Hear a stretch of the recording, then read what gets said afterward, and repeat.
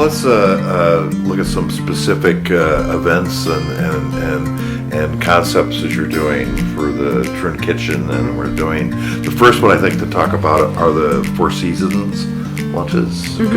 Jennifer, could you just go over the general concept? Yeah. So it's new this year.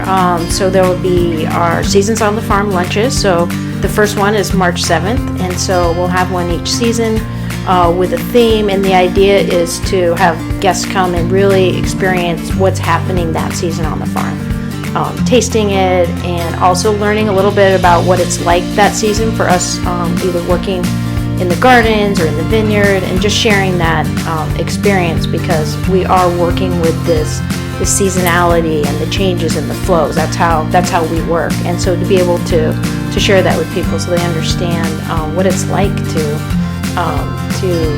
how the wine gets in the bottle, how the food gets served, and just understanding that whole experience. So Carl, how do you develop a menu for that type of event? Yeah, it's really fun. It's as much looking at the products there and thinking about, this first one is coming up as rest. So to me, thinking about like how do you express this rest or rejuvenation or relaxation through food, and just really being able to kind of put those, give that feeling and be able to use all the produce that is being produced here. I think we're set.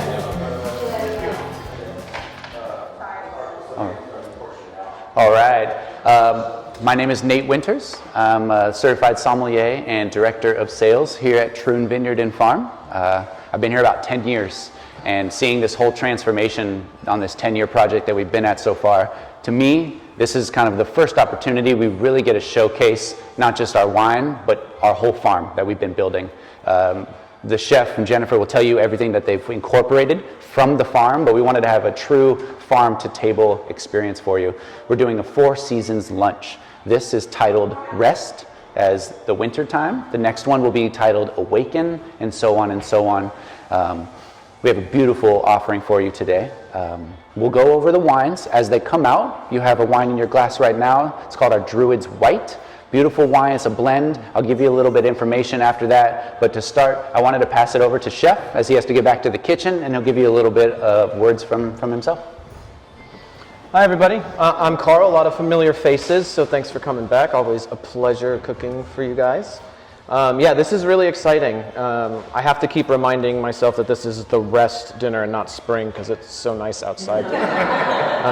But it's been a really fun project to sit and collaborate with both Garrett and Jennifer and Nate on how do we express the mindset of Troon as a whole, and what does that mean. And so that's led us a couple different directions, but one of the biggest things that kind of developed through that thinking this summer is, I call it seed to stem cooking. It's like nose to tail, but with vegetables. So there's some few things, like specifically with winter squash, right? You get the skins that you can do some fun stuff with, which we'll have a little bit later, the seeds, which we'll have later as well, and then you get the normal, the flesh. So you actually are getting 3 or 4 products out of one typical product with stuff that would be discarded.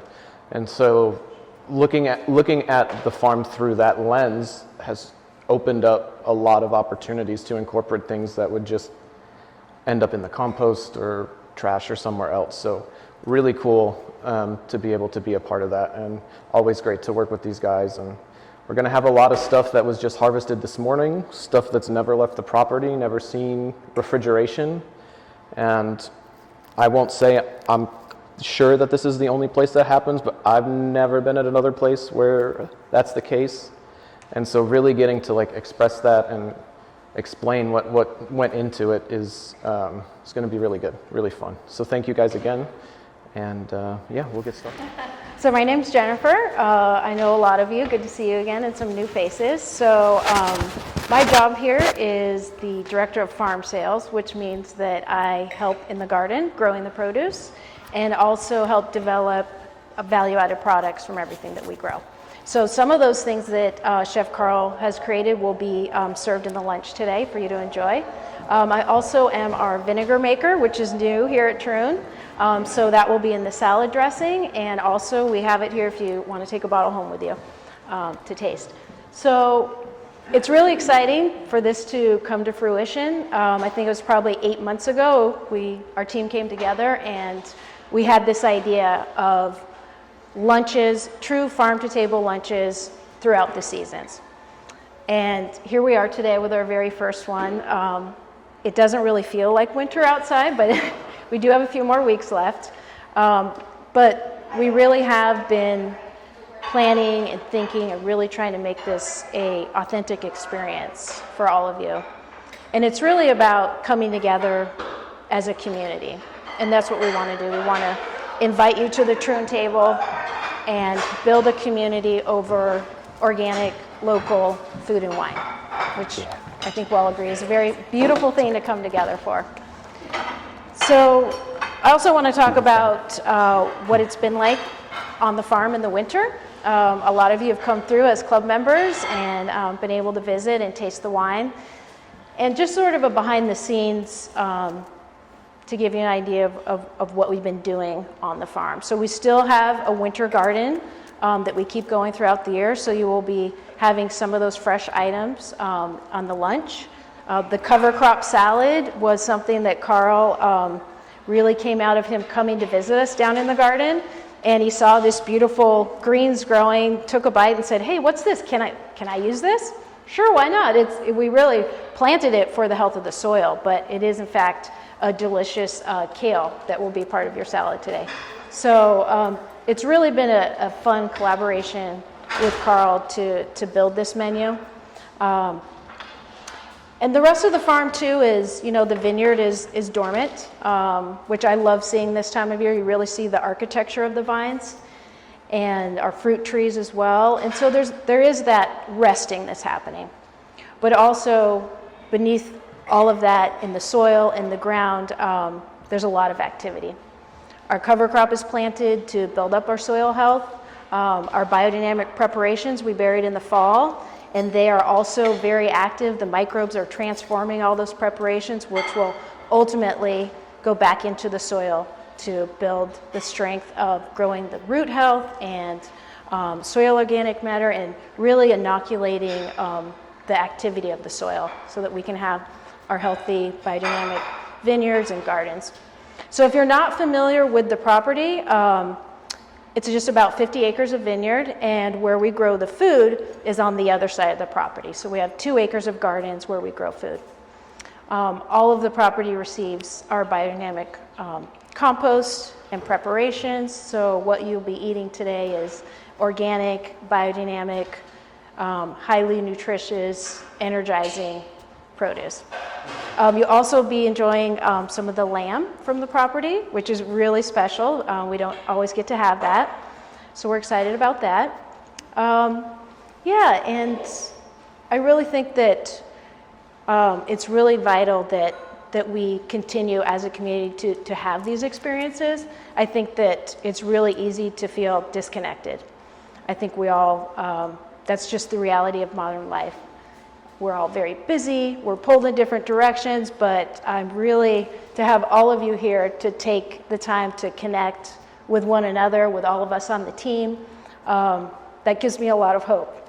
And I think that for me, the way that we grow food here is really vital to continuing on hope for the next generation and for the land and for the soil. So I like to quote Alice Waters a lot, and one of her sayings is, "Eating is an environmental act," and I really believe that that's true. So I welcome all of you to our table.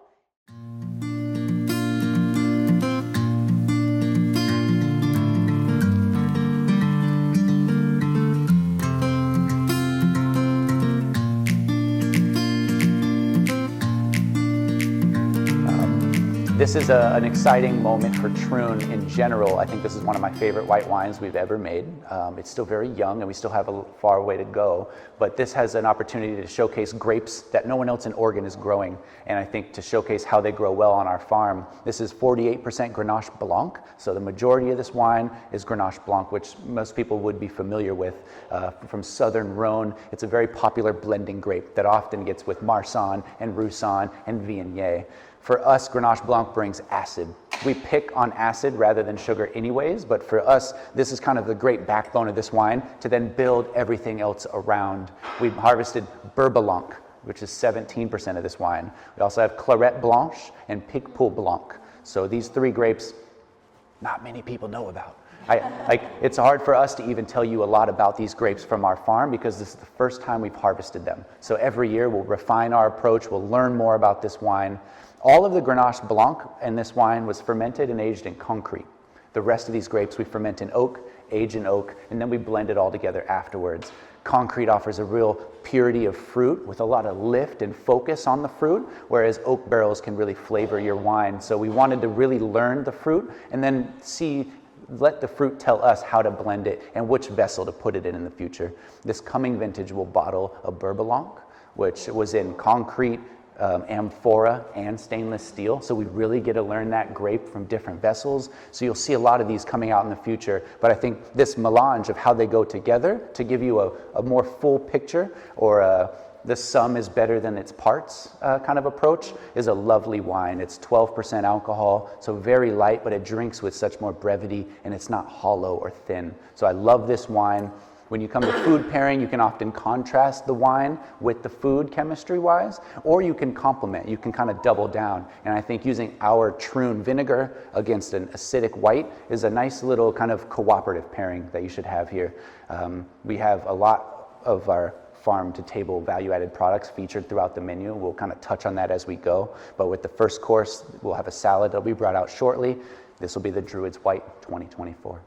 Does anyone have any questions about it?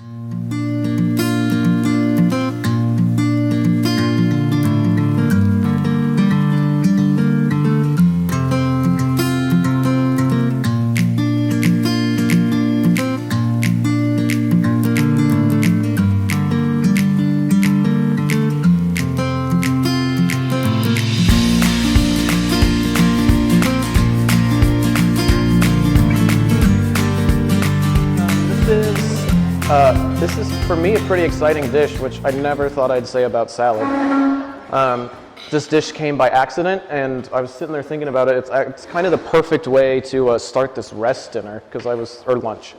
Trying to think, like, how do you express the, rest in food form? Is like feed people a bunch of pasta and carbs so they're tired, and well, we'll do that later. But so this dish happened completely by accident. We were walking through the garden a couple weeks ago, and I was like, what is this? I've gotten in the habit of assuming everything grown out there is just edible, so I'll just start picking random leaves and eating. And I was like, what's this? And Kurt's like, oh, that's our cover crop. I was like, well, what do you do with it? He's like, oh, we feed the chickens. And I said, no, I want it.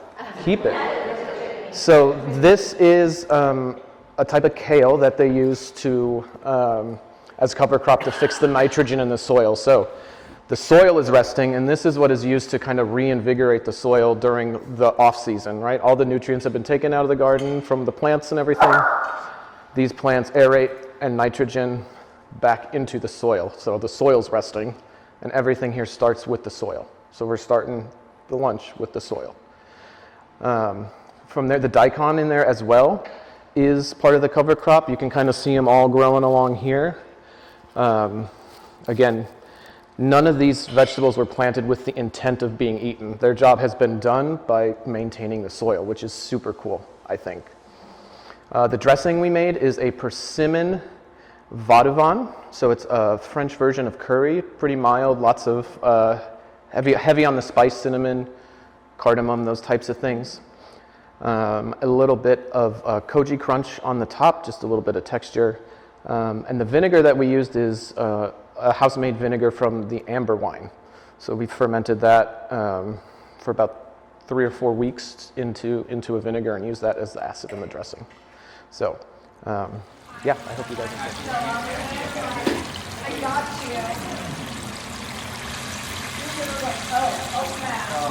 Everybody about the wine they have in their glass. We still have some more vegetables coming. There's going to be cabbage, broccoli, and some kimchi, but Marvin should hold you over a little bit until those do come out. We have the Druid's Pink. This is a really cool theme for this lunch because every wine will be a Druid's wine that we're having, and we've never made this many different Druid's wines before, so it's really coming into its own. We'll have a Druid's White, Druid's Pink, Druid's Red, and then a Druid's Bubbles. This is really fun. So with the theme, of these are blends to showcase a sense of place. We have made a couple different rosés each year, a Mourvedre rosé, an Ascendant rosé, Druid's Pink, and they all have a little bit different intention and a little different result. This has kind of been taking inspiration from Provence, the Mediterranean, southern France, very bright, fresh, like approachable, juicy wine that has a lot of layers underneath it if you wanted to. I think that the Druid's wines right now are offering a lot of bang for our buck.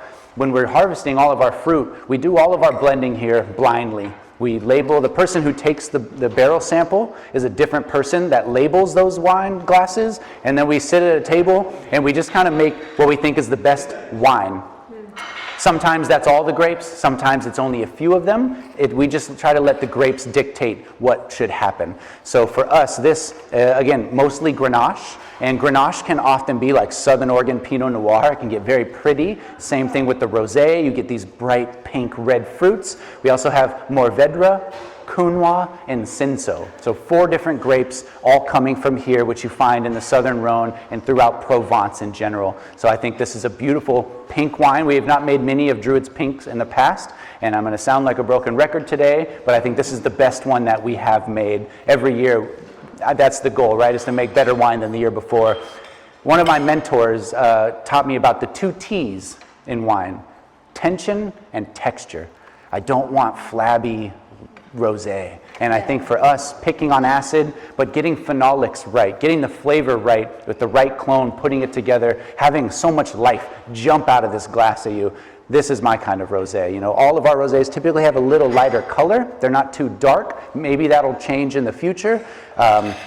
But for now, I really love what this is doing. The sun is out. We're in our pink era here at Troon with all these rosés. So I hope you enjoy this blend of a sense of place. And it should be not too much longer for the rest of the vegetables.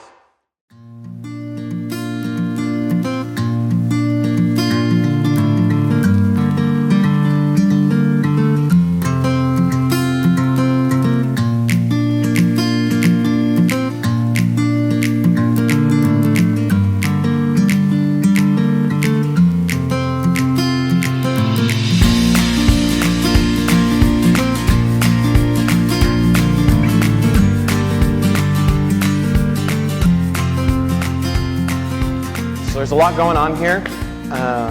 Part of the reason I really wanted to put a lot out during this course specifically is more than once there were people saying, like, don't forget, you've got the stuff, you've got the lunch coming up, that you got to have stuff from the garden course. Like, I'm not worried about it. I had no concern about it being in March or whatever. I knew I had full faith that there would be plenty to offer through preserving from the summer production and just what we had from last year.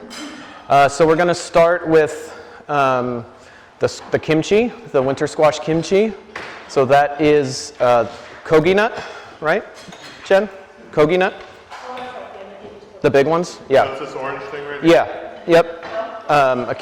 We made that with a kimchi, and so all the chilies we use, pretty mild because we use paprika chilies that we grew here.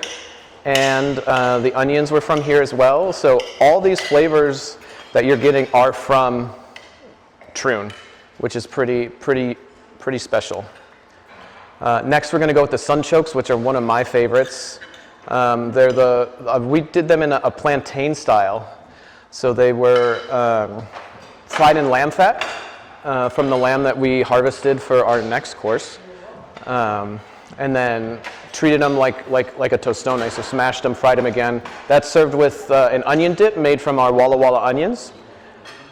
Broccoli, which was a surprise addition. Always love that. That was just simply grilled and then dressed with a persimmon chili crunch. So there's some seeds and nuts and a little bit of Szechuan pepper in there to get that kind of tingly in the back, which is pretty fun. And I think last but not least, the greens. These have been a fan favorite. These are a combination of Swiss chard and kale that have been, I call it a koji Alfredo. So I make ricotta and then ferment it with koji like a miso in the fridge. And then you get a Parmesan-esque flavor in 8 weeks as opposed to the 12 to 24 months, which is really fun. And then last but not least is the cabbage. This has been, I don't often repeat dishes, but like I've served this dish a few times in a row because I am so impressed with the humble cabbage. This is the Filderkraut cabbage, which is a really awesome conical shaped German cabbage, highly prized for it's like the premium cabbage for making sauerkraut and everything. But this we just seared off pretty hard to give it that color, slow roasted it in a little bit of caramelized whey to bring it, to help, turn all those starches into sugars, kind of bring it down. And then finished it on the grill to give it a little crunch and a little smoke.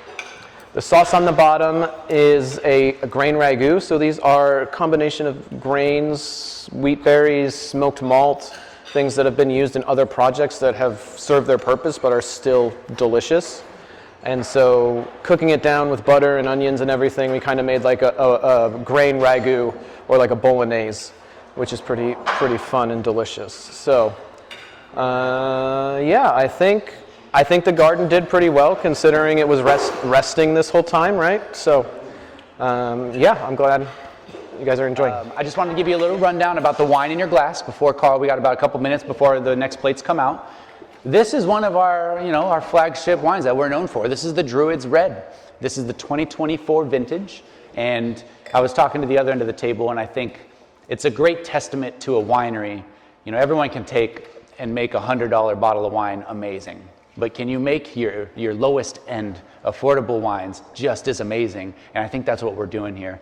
As I said before, we do all of our blending blind. So some of our best quality fruit ends up in the Druids Red. And I think when I go home at the end of the day, this is the bottle I've been grabbing a lot lately. And it's just singing. It offers the whole end of the spectrum. This is like 12.5% alcohol, but it drinks, again, with a little bit more, I don't want to call it a rich wine, but it has some more density than you would anticipate. This is 25% Syrah, and that Syrah was fermented and aged in concrete. Then we have Mourvedre, Grenache, Cinsault, and Carignan. 5 grapes, and all those other 4 red grapes are fermented outdoors, and then we age it in oak. And so I think the coolest part about this wine is Syrah is known for bramble, purple, violets, dark. The other grapes are known for red fruit wines mainly. So you get this dance of like bramble and red. We use a little bit of stems and some whole cluster, so you add this savory component. And to me, this is one of the most European style wines that we produce right now, and I love it for that. It pairs with just about anything, just the right amount of tannins, very ageable, but right now I think it's just telling us all to drink it. Yeah, I love pronounced aromatics, the wines that I don't want to drink, I just want to smell forever, and that's what this wine is starting to do for me. It's so fruit forward. That's, again, an ode to the concrete, to these neutral vessels that we've been really investing in. A lovely wine. I also wanted to add, we had the Marvin in the garden, we had a lot of vegetables, you had a lot of dips. We are starting to sell all of those dips. We have salsa verde, we have the vinegar curd, we have a fridge full of labeled and ready to go value-added products. I just wanted to give it a plug. If you liked anything specifically today off of your meal, we should be able to sell that for you now, and especially going forward. We're doing a lot more tea blends, a lot more dips, we have vinegars. So again, we're really offering this farm with the vineyard and the wines.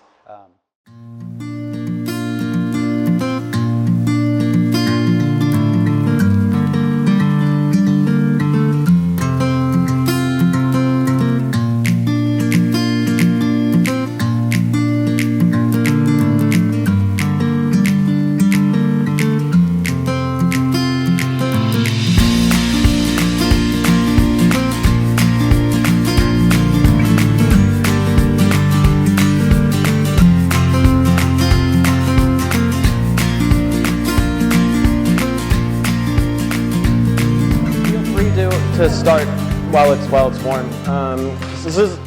I'm really happy with the way this dish came out. This is cavatelli and lamb. So we harvested a lamb last week, and I was able to choose which cuts to use. And these cuts, I specifically went after the shanks and the neck, because I find those cuts to be the most flavorful, just because they're highly active and so much going on.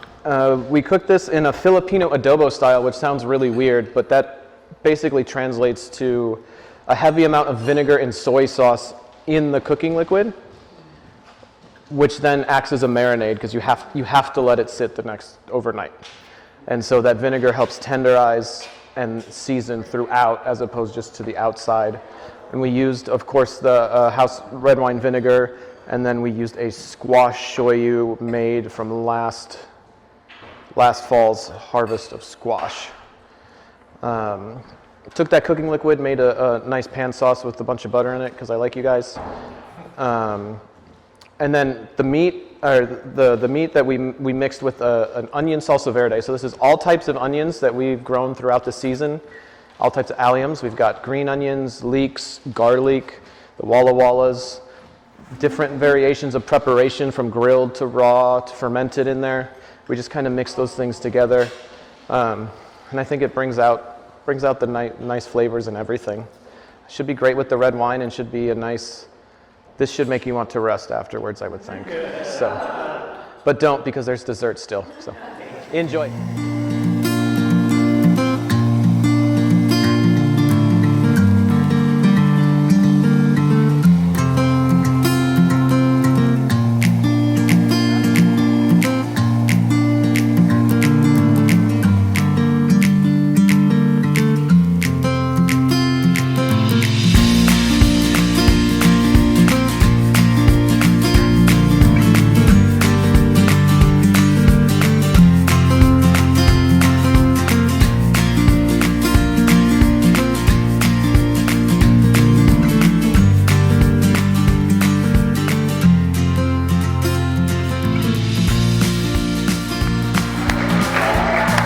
Because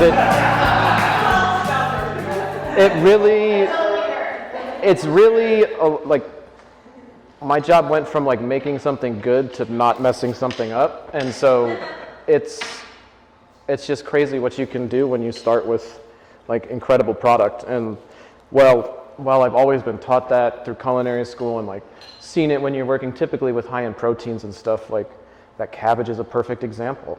Like that to me is magical, right? It really shows that there is a point to it all.